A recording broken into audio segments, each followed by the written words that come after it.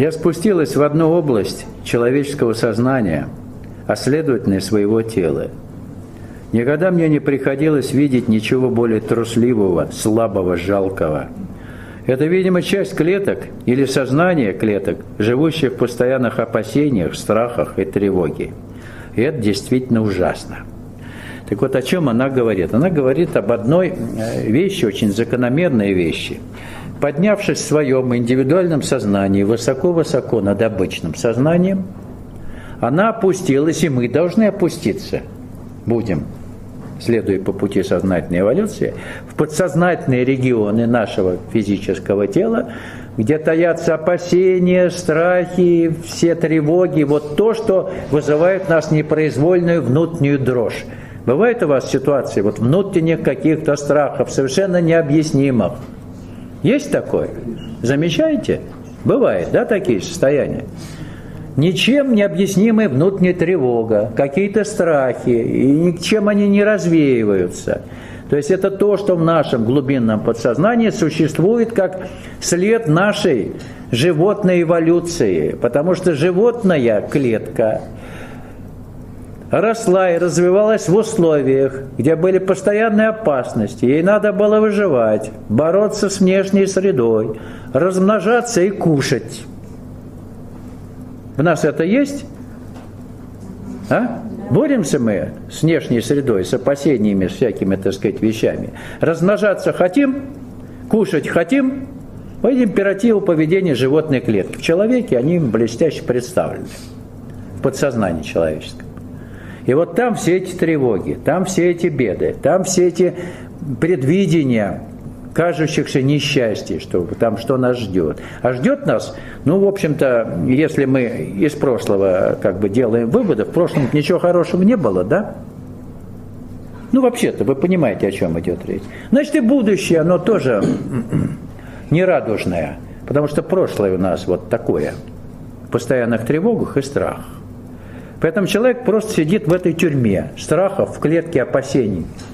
И вот на этом уровне, вот эта сила, которой мы открываемся, она должна выжечь всю эту структуру. То есть это должно перестать в нас существовать. До тех пор, пока в нас это существует, носитель жизни вечной проявлен не будет. А как от этого избавиться? Да никак. Открывшись силе, дать ей возможность, не паникуя, если у вас вдруг такие состояния возникают, да, опасений и страхов, дать ей возможность эту структуру просто ликвидировать. Достаточно, выход простой. Вот она об этом говорит, да. Мы переживаем, мы должны переживать периоды, как говорят, богооставленности или угнетенности сознания, но это надо понимать как нормальный процесс, который не будет длиться до бесконечности, никакой паники по этому поводу быть не должно.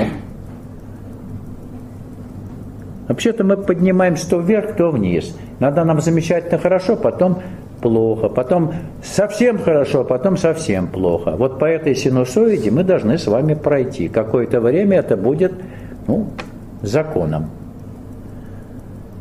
Поняли, да? Став на путь сознательной духовной эволюции, вы не можете избежать причин, не можете избежать периодов кажущихся падений. Вам кажется, что вы не так что-то делаете, что вы там что-то там нарушили, что надо, понимаете, да, что надо что-то подправить. Это закономерная вещь. И как только человек, который думает, что вообще путь сознательной духовной эволюции – это постоянный взлет куда-то вверх к небесам, как только он сталкивается вот с этой проблемой богооставленности, как все тревожно и мрачно, он сразу все, нет, не надо мне никакого пути, все. И прочь с дороги. Ну и ладно, баба с возу, кобыле легче. Те сразу отметаются. Давайте ковыряйтесь в своих страхах или в радости где-то ищите. Но обязательно надо через это пройти, надо освоить и вверх, и низ. А внизу у нас помойка. Если мы будем пытаться этот низ, как монахи это делали, ведь монахи на чем спотыкались? Вот те монахи, которые действительно шли всерьез к Богу, они спотыкались на том, что когда эти периоды богооставленности возникали, они впадали в панику, молили Господа: «Господи, помилуй, спаси, я что-то не так делаю». То есть они срезали нижние слои этой синусоиды. И никакой духовной реализации у них не было. Они годами, десятилетиями боролись с бесами. Просто десятилетиями. Меня все время это удивляло. То есть они не понимали, ну, понятно, почему не понимали. Наших книг не было. Вот. Что этот механизм закономерный, надо пройти через эти падения. То есть их просто нормально с пониманием пройти. Не паниковать. Все. Механизм понятен. Они пытались это срезать. Они сразу в рукоделие, землю копать, там, отвлекаться от этих состояний, убегать. А их надо пройти с пониманием. И все. Видите, какие нюансы? Вам в церкви об этом не скажут. Приходи, причастись, как можно чаще в рай попадешь. Гарантированно. Мы говорим всерьез об этих вещах. Всерьез говорим, и хотелось, чтобы вы, в общем-то, этим детским агиткам не верили, а действительно сами разобрались на собственном опыте. Вообще, что такое путь сознательной духовной реализации? Что такое дорога к Богу? Она не через храм лежит, а она лежит через храм вашей души. У нас там переносная вообще есть, это самая церковка маленькая, в нас. Она есть, там алтарь есть, божественное присутствие в нас есть. И никакого иного храма, как храм собственного тела, о котором говорил Иисус. Помните, он говорил, я в 3 дня ваш этот храм разрушу, разрушу Иерусалимский храм ваш, да, а в 3 дня восстановлю. Помните, когда его обвиняли, там, он хотел там храм разрушить Иерусалимский. Он говорил о храме тела собственного. Смерть тела – это же не значит смерть души, и не значит конец жизни. Вот он через 3 дня, в воскресенье, вот он говорит, вот оно, явилось.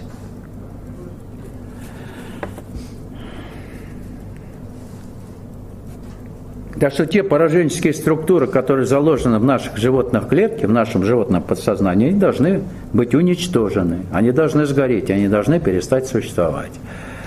И та сила, которой мы открыты, она этот процесс совершенно блестяще реализует. Не быстро, не сразу. Я не буду говорить о сроках, сколько требуется для того, чтобы это было вычищено окончательно. Вот. Но не так много времени, если вы правильно понимаете, что с вами происходит, и не паникуете. Вот и все. Ничего страшного в этом нет. Ну, состояние такое муторное, да, тошнотворное, да. Этому надо радоваться. Я всегда обращаю внимание на то, что если вы вдруг оказались в состоянии, когда вам плохо, самая важная работа этой силы происходит в подсознании в эти периоды. Это вам хорошо, чего вам и так хорошо. А грязь-то остается внизу. Если грязь еще осталась, значит, вам обязано быть плохо в какие-то периоды, чтобы постепенно это было уничтожено. Ну и были когда-нибудь у стоматолога, да? Вот тот сверлит вот этой штучкой. Он же не сразу вас вонзает, он так потихонечку, так, потом отпустит, так, потом отпустит. Также вот эта вот подсознательная чистка, она происходит муторно, потом ничего, потом опять муторно. В течение какого-то времени все это вычищается. Понятно или нет? Духовная работа без периодов кажущихся падений невозможна. Правильная духовная работа. Так не бывает. А вы как только с этим сталкиваетесь, все, лапки кверху, паникуете. Ты уже не паникуешь? Паникую. Паникуешь? Я тебе дам. Ну, я просто знаю, мне же кое-кто говорит, как у них это самое происходит. Я не только по себе знаю, я много чего знаю, но не обо всем говорю.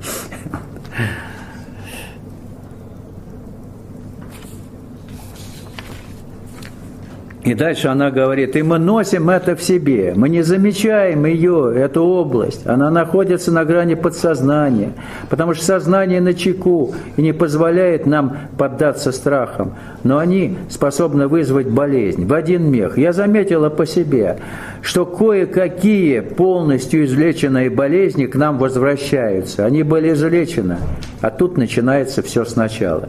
Так вот, надо сказать, что в сфере человеческого темного подсознания гнездятся записанные на подкорку зачатки всех ранее перенесенных нами заболеваний.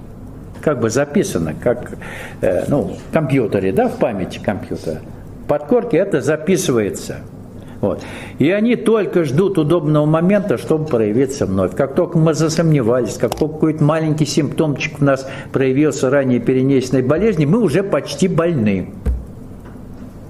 Мгновенно из подсознания вся структура выходит, и она может материализоваться очень быстро. Вот так развиваются хронические заболевания. Только вспомнили, что у нас был какой-то маленький симптомчик, он через 5 минут пройдет. Нет, вы вытаскиваете всю эту структуру, то есть пусковой механизм. Она выходит, это матрица, как хотите, на которой записана сама патология, и воспроизводится вновь, вы уже больны. Все. Это элементарно делается. Как только у вас мысль малейшая появляется, что вы больны, все, вы сразу заболеваете. Это закон. Если причина болезни, таящаяся в подсознании, не искоренена, то болезни периодически будут возвращаться. Вот та сила, которой мы открываемся, она способна все это полностью оттуда вырвать с корнем, просто уничтожить. Поэтому те боли, которые у вас будут возникать в костях и суставах, они к болезни никакого отношения не имеют. А все остальное болеть, в общем, не должно. Понимаете или не очень? И делает эту работу, которая вычищает в подсознании все эти огрехи наши, эволюционный перегной, божественная сила. Не знахарь, не врач, не какой-то иной специалист, а божественная сила, которой мы открыто даем ей возможность всю эту работу трансформирующую провести, не мешаем ей работать. Поэтому мрачные периоды в процессе исследования пути сознательной духовной эволюции надо приветствовать. Именно в мрачные периоды, в которые погружается наше сознание, главная работа в подсознательных регионах происходит по искоренению всей этой нашей пораженческой дряни. Понятно или нет? Теоретически понятно, теперь практически, знайте и помните. Радоваться надо, когда вам плохо.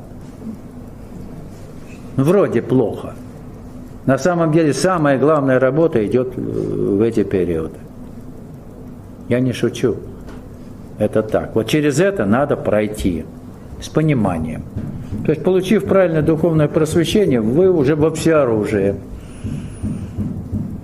У вас есть противоядие, спокойствие, ровность и понимание всего происходящего с вами. Все. Больше ничего не надо.